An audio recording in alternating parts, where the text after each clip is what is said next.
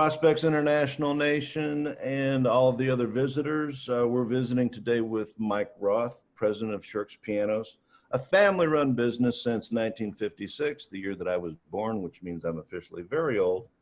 Mike's company has been a lead flow client for 2 years now. For those of you not familiar with Prospects International, we are a lead generation company that provides leads to the piano industry. And Mike's company has been using a program called Lead Flow for their day-to-day piano interest leads. And that's why we're talking to Mike today. Mike opened a new location in Mishawaka in 2013. Mike, if I get any of this wrong, correct me. After being chosen as the regional representative for the prestigious Steinway & Sons handmade piano line. Mike's galleries, now 2, also have the Steinway family of design pianos, which includes the Boston and Essex lines. And Joey, I'm going to turn it over to you so you can visit with our guest. Some people dub the piano industry as a shrinking industry, and I disagree with that, and I'm sure Mike does as well because he's doing very well. So Mike, it's great to have the opportunity to chat with you today. How you doing today? Doing great. Thanks for having me. I appreciate the opportunity. So let's get to it. Why would you say that you're growing so well right now while some of the other galleries in the industries might not be? Do you have a secret? Boy, I wish I could put my finger on it. We work hard, and we identify our clients, and we go after our market. If you're willing to work hard and do your research and do your homework and open early and stay late and commit, I think you'll do well. And I think that's protocol really for any business or anything that you do. In the piano business in general, for us, there's been a lot of change, and we've had to be able to adapt to the changes in the market, changes in the product, changes in the economy, changes in discretionary spending for customers, and find ways to navigate those waters. And if you can do that and stay comfortable in what you're doing and confident in what you're doing, I think you're going to do pretty well. And that's kind of what we've done.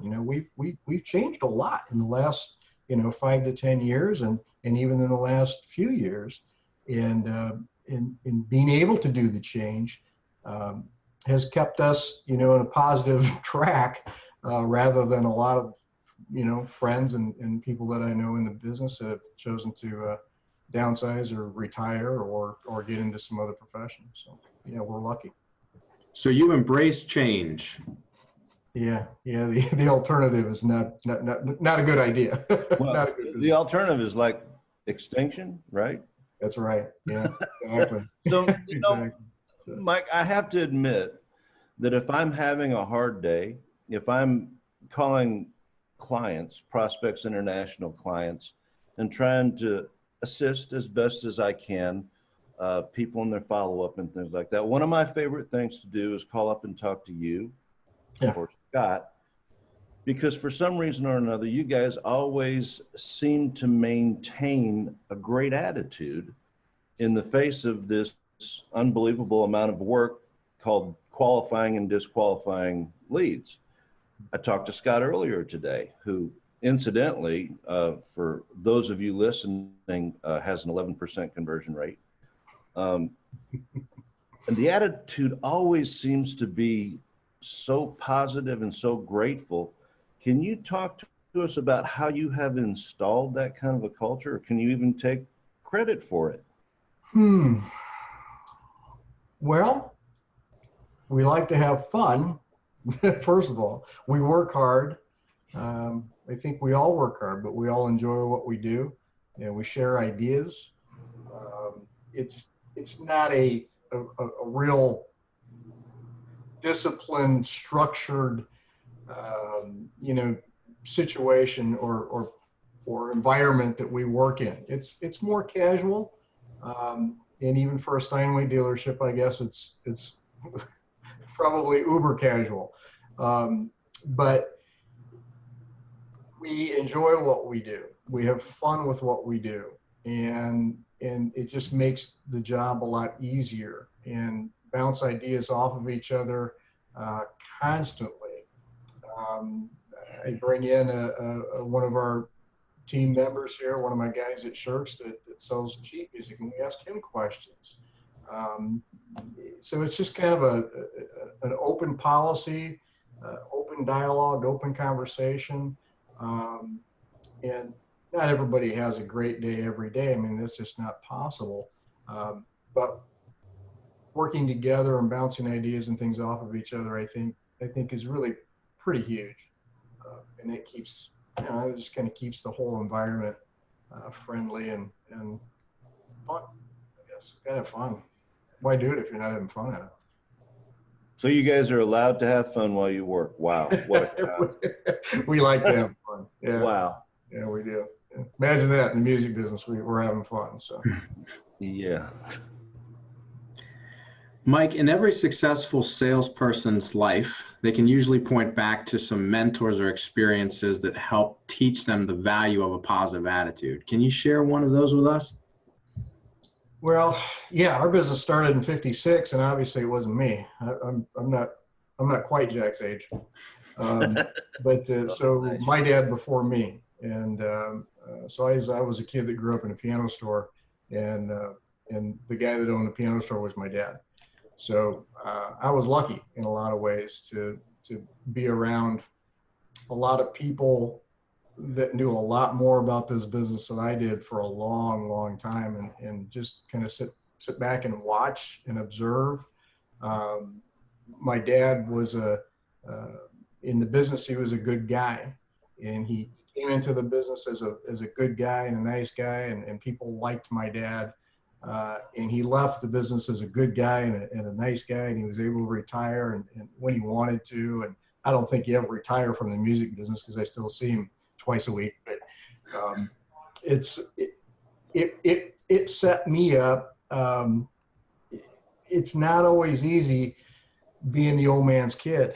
If everybody liked your dad in a business, the kid was doomed, because nobody was going to like the kid. What a standard to live up to. Oh man. And it at times it wasn't easy because people would come in and only want to talk to, my father.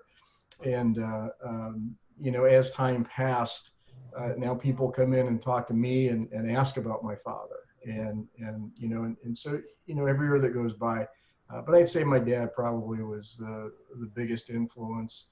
And then all of the other people, I mean, my family, has always been supportive. There were more of us, and I was the only one that I drew the short stick to take on the piano business. But it's been a good journey and been a lot of support from a lot of people.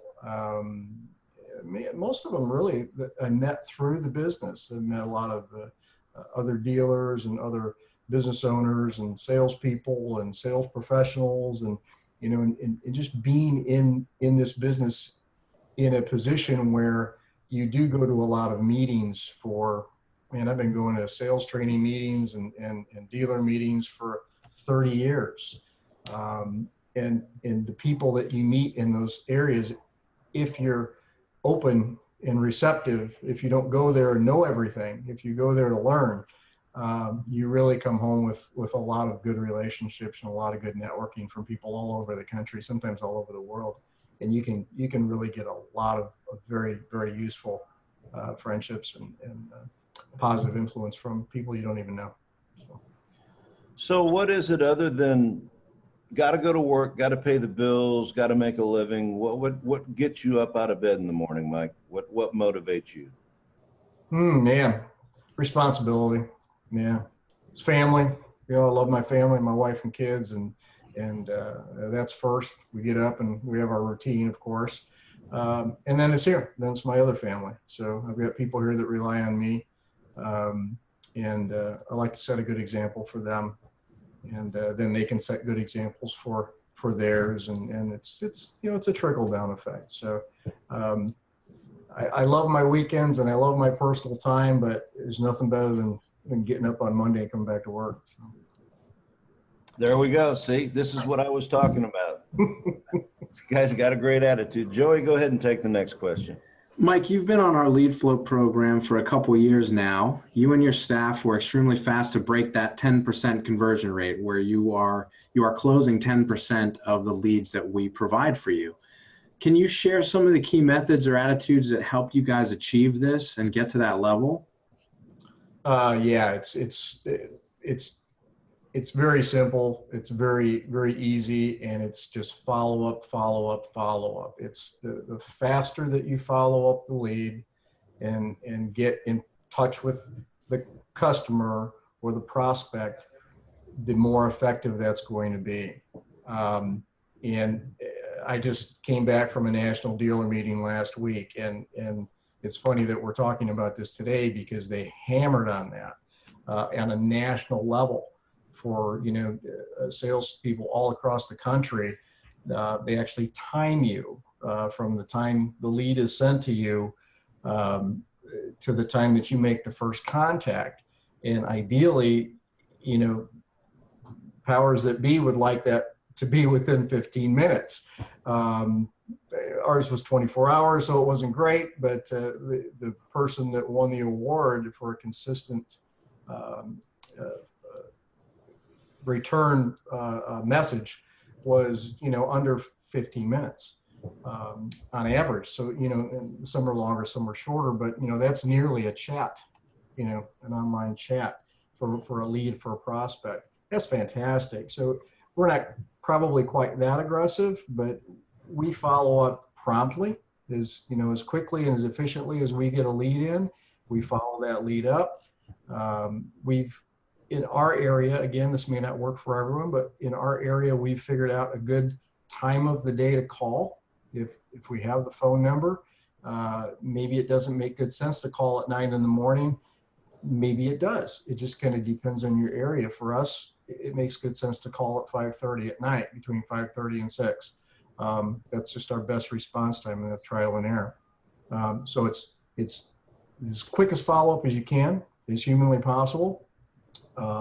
And then repeated follow-up, just follow up, whether it's an email, whether it's a sentence, whether it's a how's your day, anything, because we're finding 6 to 7 to 8 to 12 responses or conversations back and forth before we actually convert it. So it doesn't happen on the first time.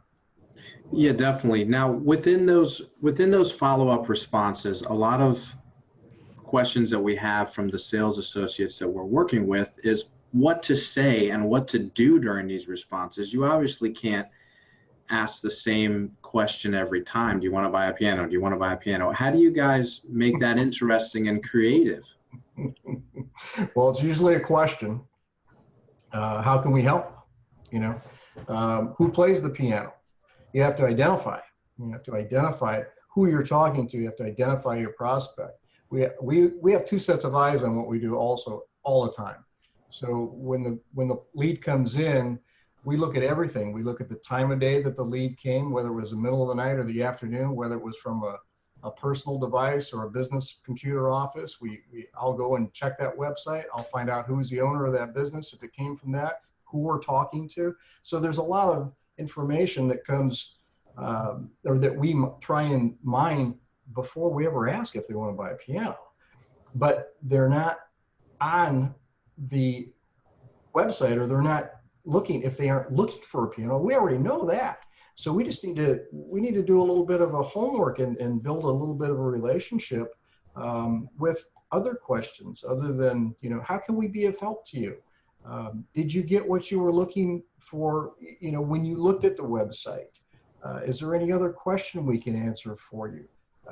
How do you have a student in lessons? Is it for personally? There's a lot of things that you can dig out and start that conversation going, but be very, very brief. We're finding a lot of people are looking on mobile devices and they don't have a widescreen, to view the emails on. So we keep them short, we keep them to the point, and we don't nag, we don't bother. We don't look at it that way, like we're bothering anyone. We're responding to someone that put an inquiry to us. So if we don't respond. And if we're not helpful, we're not doing our job. We're not helping the customer. Did being on our lead flow program influence your decision at all to open up a new location? Absolutely. Absolutely. Yes. Yes. We investigated lead flow and the demographics and the targets in that area before we opened the store. So that was definitely one of the major motivators for opening that store. The numbers came back and they were good. Because there's another direction that we can go. You know, we're centrally located in the state. We can go east, we can go west. We have a lot of geography to cover. And prospects, you guys helped me make that decision where we were going to plant that store right now. So. And it looks to me like Adam over in that store is already at about half of Scott's conversion rate. So he's tracking. And just for those of you who are not Prospects International clients, our clients typically have a learning curve and a growth from the inception of the program when they start following up on the leads until, as they say in Music City, they get their groove on. Typically the first 90 days, 120 days, they're harvesting the low-hanging fruit, and they've got about a 3% conversion rate, and then they progress to a 5 at about a half of a year. So how long have you guys been in Maryville now, Mike? It's almost 6 months. Okay, so there we are. Adam is on the perfect trajectory to get to where Scott is in Mishawaka, and this is why we're talking to you. Is somehow or another you have installed this culture that allows these people to be successful at follow-up. I don't know if you can see this or not. Can you see that? Yes. Absolutely. That's the Bronze Excellence Award from Steinway at the National Dealer Meeting a few weeks ago. Steinway presented us with this. I got to tell you, this is a team effort. You guys are probably have this S over here for it's a Sales Achievement Award, and there were only, I don't know, 3 dealers in the country that got those. And whoa, congratulations. We're a very small, obviously we're a very small dealer compared to some of the major markets. Doesn't mean we don't work as hard, but we have some pretty big shoes to fill. And with the phone books being, you know, that big, and all of the marketing from years past that we used to have to do, and we worked with some great people doing all kinds of marketing through the years, direct mail and radio and television and 14 phone books and newspaper ads and class. I mean, all of that stuff. You know, we do one form of marketing right now, and it's Prospects International. That's it. My eggs are in that basket, and it works.